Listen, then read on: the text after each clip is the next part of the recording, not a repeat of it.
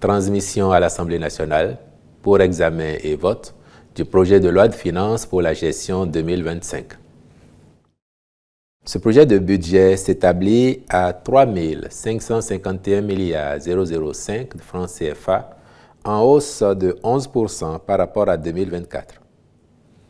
Dans le but de renforcer la résilience de notre économie, il consacre la poursuite et la consolidation des leviers de sa transformation structurelle et une meilleure redistribution des fruits de la croissance économique pour plus d'équité et de justice sociale. Ainsi, courant 2025, les actions de diversification des secteurs productifs, de transformation et de création de valeur seront poursuivies et accentuées. En dépit du contexte d'incertitude croissante du fait des aléas climatiques, des chocs exogènes, il postule un taux de croissance de 6,8% en lien avec les performances attendues dans le secteur agricole et l'expansion du tissu industriel, le secteur portuaire et le tourisme. En outre, les choix budgétaires opérés permettent d'assurer les engagements du Bénin pour l'atteinte des objectifs du développement durable à travers l'accélération des chantiers de projets et réformes engagés, ainsi que la prise en compte des besoins exprimés par les populations lors des tournées de reddition de comptes. De même, la réduction des inégalités liées au genre, la préservation de la planète contre les effets du changement climatique, la promotion de l'emploi, la déconcentration et la décentralisation demeurent des priorités et des facteurs d'influence des propositions de dépenses et des mesures fiscales.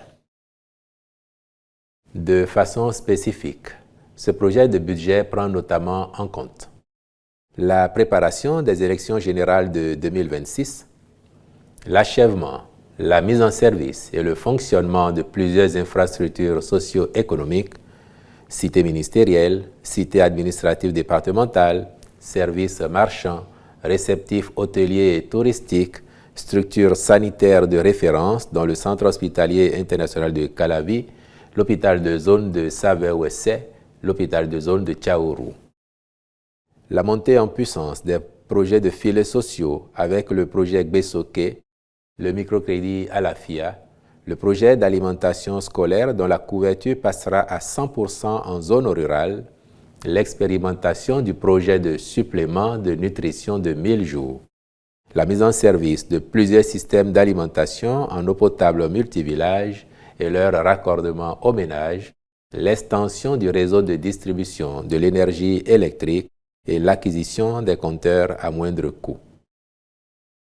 Globalement, il est à observer que les dépenses à sensibilité sociale cumulent à elles seules à 1101,71 de francs CFA en 2025, correspondant à 41,5% du budget général. À toutes ces projections s'ajoutera la densification du réseau routier par l'achèvement et la livraison de plusieurs infrastructures, tant en milieu urbain qu'en zone rurale. Enfin, il convient de préciser qu'aucun nouvel impôt n'a été créé dans le projet de loi de finances pour la gestion 2025. Cet effort traduit l'engagement du gouvernement d'assurer une bonne stabilité et une prévisibilité des normes fiscales pour les opérateurs et investisseurs privés.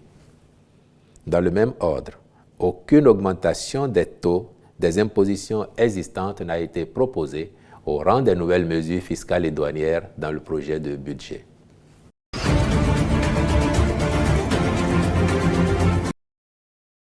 Adoption du décret portant exonération des droits et taxes de douane sur les intrants composant les kits de dialyse.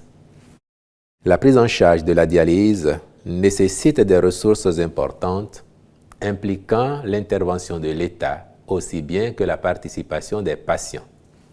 En vue d'étendre l'offre de soins aux dialysés et la rapprocher des populations à l'intérieur du pays, de nouvelles unités de dialyse ont été mises en place à Porto Novo et à Abomey, tandis que celles de Cotonou et de Parakou ont été renforcées par l'acquisition de 57 nouveaux générateurs de dialyse et d'équipements divers.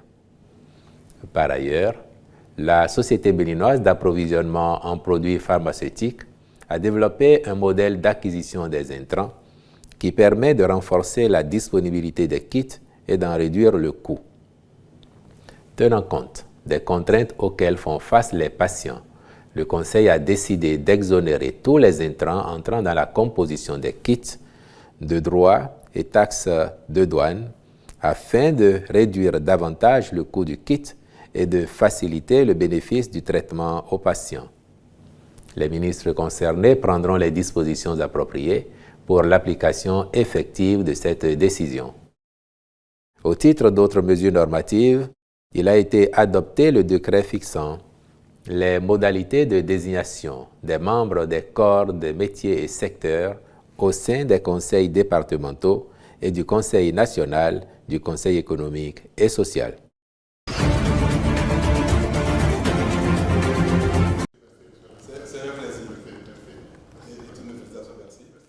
Nous avons échangé avec son Excellence sur le Président sur la situation, pas seulement au Bénin, mais aussi dans la région, les défis qui se posent à la région, les problèmes de terrorisme, les problèmes de développement, des efforts de développement, et la nécessité que les pays travaillent ensemble et en coordination pour faire face à ces défis. Il y a un effort, et je tiens à féliciter les pays, pour, pas seulement pour adresser la paix et la stabilité au pays, mais aussi en coordination avec d'autres pays. Et le Bénin est un pays côtier, c'est un pays qui est de ligne de front dans la recherche de la paix et de la stabilité dans la région. Nous encourageons les pays à poursuivre dans cette voie, de chercher toujours, à travers du dialogue, les formes de surmonter les problèmes, les différences. Ce matin, j'ai eu le plaisir et l'honneur d'être reçu par le président de la Sénat. La Sénat qui est l'une, sinon la plus importante des institutions dans le paysage institutionnel. Vous savez que c'est la Sénat qui organise les élections, aussi bien du président de la République, des députés, même une partie de la HAC. C'est la Sénat qui organise, donc, comme je le disais, c'est l'institution la plus importante de la République. Nous avons une équipe dynamique avec nous, des gens déterminés, des gens aussi conscients de leurs responsabilités. Et on peut promettre que les prochaines élections qui commenceront en janvier 2026 se passeront avec transparence, avec calme et dans la paix pour que le Bénin ait les meilleurs dirigeants que toute la population souhaite avoir. Au Ghana, le parti d'opposition, le Congrès démocratique national NDC, est descendu dans la rue aux côtés de groupes de la société civile pour exiger un audit judiciaire des listes électorales. Le NDC affirme que près de 300 000 anomalies ont été découvertes. Cet audit indépendant, nous disons que le programme de développement des Nations Unies doit le faciliter. Est-ce trop difficile? C'est difficile parce que la Commission européenne a quelque chose à cacher. Le président national du NDC, Johnson Asiedu Nketia, a rallié la foule, soulignant la nécessité d'une action urgente et d'un audit approfondi du processus électoral pour éviter un recul démocratique. Si vous avez la prétention d'être pacifiste et que vous cautionnez les mauvaises actions, vous êtes en fait celui qui couvre les conflits de ce pays. C'est pourquoi nous sommes prêts à lutter contre tout élément susceptible de perturber notre démocratie. La manifestation Enough is Enough s'est déroulée dans les 16 régions, soulignant le mécontentement général face au refus de la commission électorale de répondre aux préoccupations concernant les irrégularités, notamment la suppression et le déplacement illégaux de noms d'électeurs. Au siège de la commission électorale, le vice-président Samuel Tété a accepté la pétition, promettant d'examiner les préoccupations et de fournir une réponse officielle. And transparent elections.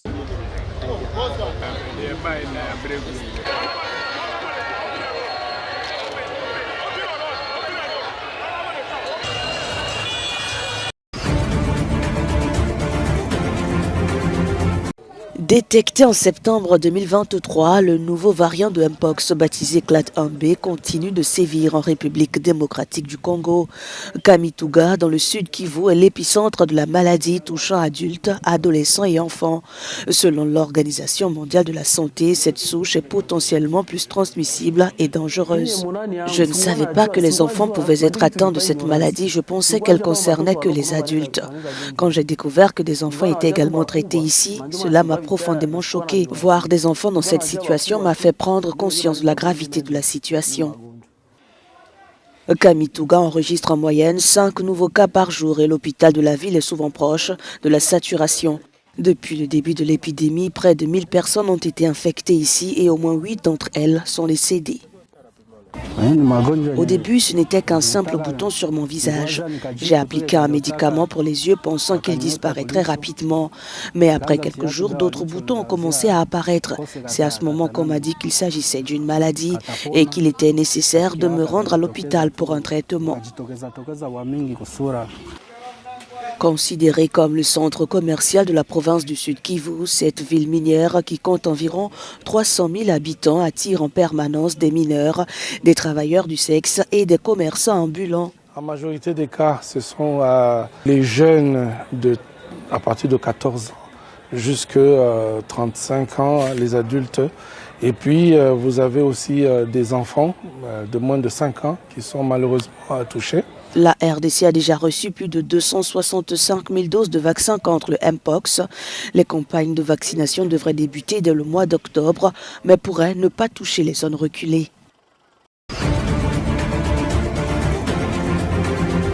Dans les zones rurales du Zimbabwe, les habitants se tournent vers la cueillette des fruits du baobab, une source cruciale de revenus pour les communautés dévastées par le changement climatique, les sécheresses ayant décimé les cultures traditionnelles. Alors que la demande mondiale est en hausse, les habitants doivent faire face à des conditions difficiles pour collecter et vendre leurs récoltes.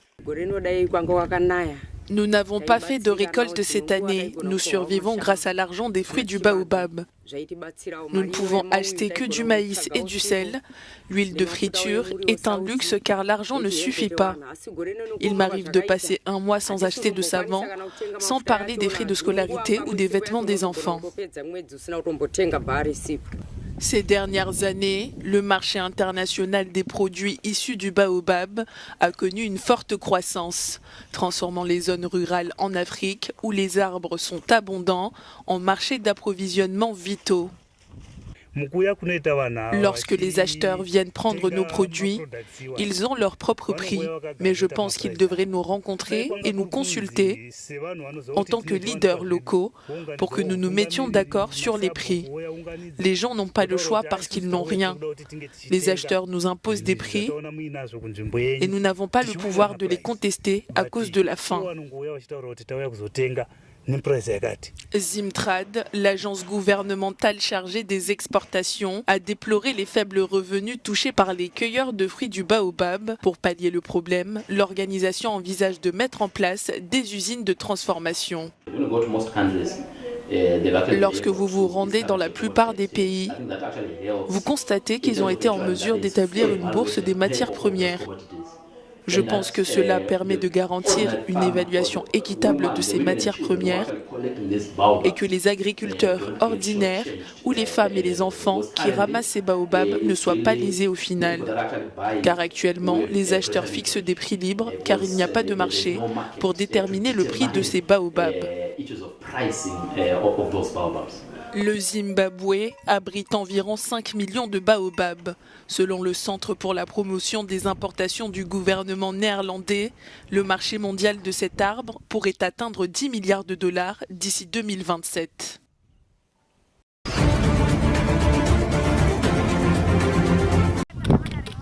C'est sur l'île de Lamu, située sur la côte nord kenyane, que Ousmaïl Barako commence sa journée de travail. Chaque jour, il se lance à la recherche de plastique usé qu'il vend ensuite à une ONG. Cette organisation s'est engagée à promouvoir le recyclage des plastiques et à montrer leur potentiel en les transformant en objets utiles et innovants. Nous collectons les plastiques depuis quelque temps en réponse à l'abondance de déchets plastiques dans notre région. Actuellement, nous récupérons ces déchets et les vendons à une organisation à 16 shillings, soit 16 centimes par kilogramme. Et étant donné que nous n'avons pas d'autres sources de revenus, cette activité nous permet de gagner de l'argent pour éduquer nos enfants et subvenir à nos besoins. Ces déchets plastiques, une fois triés et recyclés, seront transformés en meubles ou encore en poutres. Ce type de petit voilier de pêche et de cabotage très prisé en Afrique de l'Est. Ali Skanda a co-initié le projet. Nous travaillons directement avec la communauté en achetant les plastiques. Nous avons des agents de transport qui apportent ces déchets plastiques. Après un premier tri, on classifie les plastiques en différents types et couleurs. Une fois triés, les plastiques sont envoyés dans un broyeur où ils sont réduits en flocons ou en petites particules. Ces particules sont transformées en morceaux de bois de diverses formes et couleurs, comme des ronds et des carrés. Ces morceaux de bois recyclés sont ensuite utilisés pour fabriquer des meubles. Cependant, le recyclage du plastique n'est pas sans défi. Malgré cela, l'ONG poursuit ses engagements, devenant en 2019 la première organisation au monde à construire un poutre en plastique recyclé. Nous faisons cela pour démontrer que le plastique n'est pas qu'un déchet. Nous pouvons y ajouter de la valeur et fabriquer des meubles, mais également des poutres. L'ONG Flip Floppy Project a pris part à plusieurs expéditions maritimes, y compris une traversée de l'océan Indien au lac Victoria. En plus de ces voyages, l'organisation a mis à l'eau 2 autres bateaux fabriqués à partir de déchets plastiques recyclés.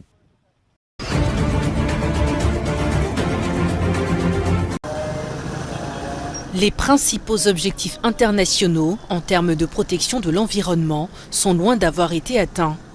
Dans son dernier rapport, l'Organisation météorologique mondiale tire la sonnette d'alarme. Les concentrations de gaz à effet de serre atteignent des niveaux records, ce qui devrait conduire à une hausse des températures dans les mois à venir.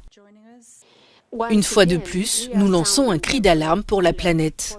Toutefois, il y a de l'espoir. Nous devons avoir de l'espoir pour les générations futures.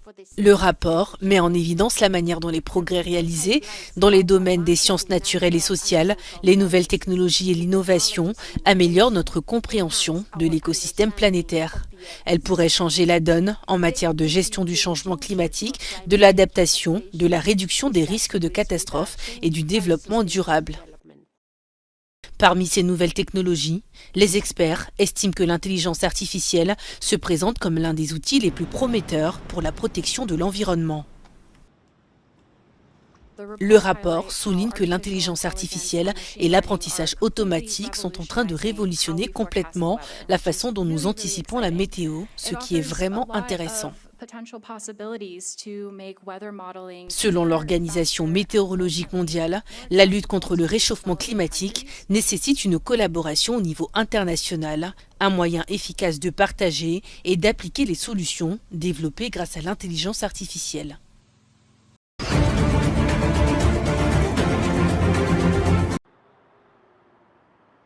Les experts de l'ONU ont souligné les progrès inégaux de la transformation numérique dans le monde, exhortant à accélérer les efforts pour combler la fracture numérique, en particulier dans les régions en développement. Le développement de l'administration numérique a connu une tendance significative à la hausse. C'est une bonne nouvelle, et ce dans le monde entier, toutes les régions tirant parti de la technologie pour renforcer les services publics et améliorer l'engagement des citoyens. Cette évolution s'est accélérée au cours de la reprise après la pandémie. Si toutes les régions ont progressé dans divers domaines, le rythme de développement a été inégal et les disparités régionales en matière de développement numérique persistent. Il reste encore 1,37 milliard de personnes du mauvais côté de la fracture numérique qui n'y ont pas accès. 18 pays sont classés dans la catégorie de gouvernement numérique la plus élevée, le Danemark étant en tête au niveau mondial.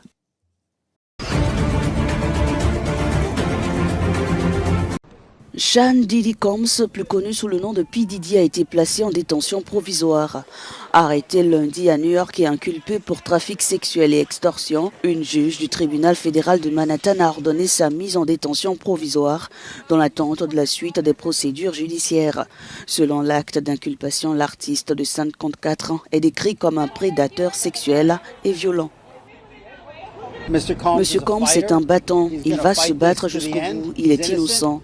Il est venu à New York pour établir son innocence. Il n'a pas peur, des accusations. Rien de ce que le gouvernement a dit dans sa présentation aujourd'hui ne fait changer d'avis à qui que ce soit, a déclaré son avocat.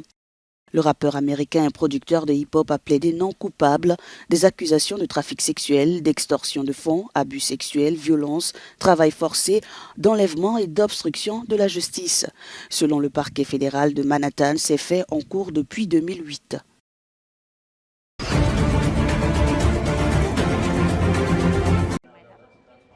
Il est arrivé ce mercredi matin pour une visite éclair. Le chef de la diplomatie américaine, Anthony Blinken, est en déplacement au Caire pour des entretiens avec de hauts dirigeants égyptiens. Des rencontres dont l'objectif est de trouver des solutions concrètes pour un cessez-le-feu durable à Gaza et un retour des otages israéliens détenus par le Hamas. Après un entretien avec le président égyptien Abdel Fattah al-Sisi, le secrétaire d'État américain a coprésidé une réunion axée sur le dialogue stratégique entre les États-Unis et l'Égypte.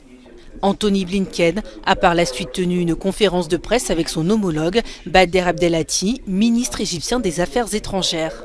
À travers cette visite, Anthony Blinken confirme l'implication des États-Unis dans les discussions visant à mettre un terme au conflit. Pour le secrétaire d'État américain, il s'agit du 10e voyage au Moyen-Orient depuis le début de la guerre entre Israël et le Hamas le 7 octobre 2023.